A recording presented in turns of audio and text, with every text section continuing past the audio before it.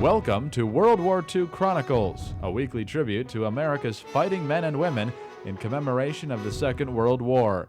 These programs are narrated by Ed Herlihy and are based on the news broadcasts of the war period from the recorded sound collection of the National Archives in Washington, D.C. As the Nazis extended their grip on Europe, they introduced their anti-Semitic policies in Western Europe, as well as in Poland and the Soviet Union, home to large Jewish populations. Evidence of Nazi practice was becoming apparent to Americans. In occupied France, the recent outbreak of anti-German incidents, which included assassinations by both dynamite and gunfire, has provided the German military commander in France with an opportunity to put into practice some of the latest anti-Jewish measures recently decreed by Herr Goebbels.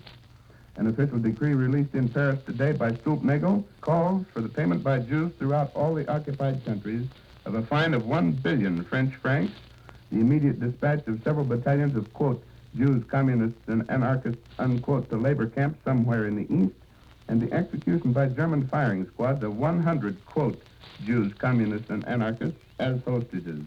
Few could imagine that the Nazis were planning at this very moment the extermination of European Jewry.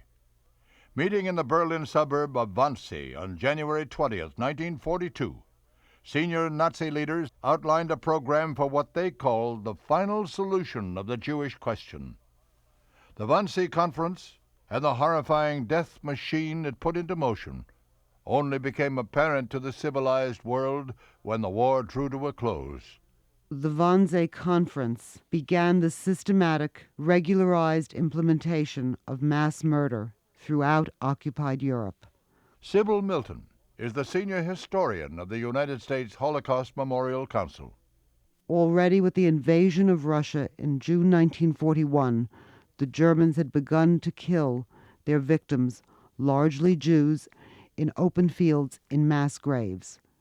What the Wannsee Conference did was regularize and channel this, so the Jews from all over Europe were deported to concentration camps where they were then systematically murdered. I'm Ed Herlihy. Join me next time for World War II Chronicles. World War II Chronicles was produced by the American Veterans Center and Radio America in cooperation with the National Archives. To listen to more episodes, subscribe on iTunes or visit AmericanVeteransCenter.org.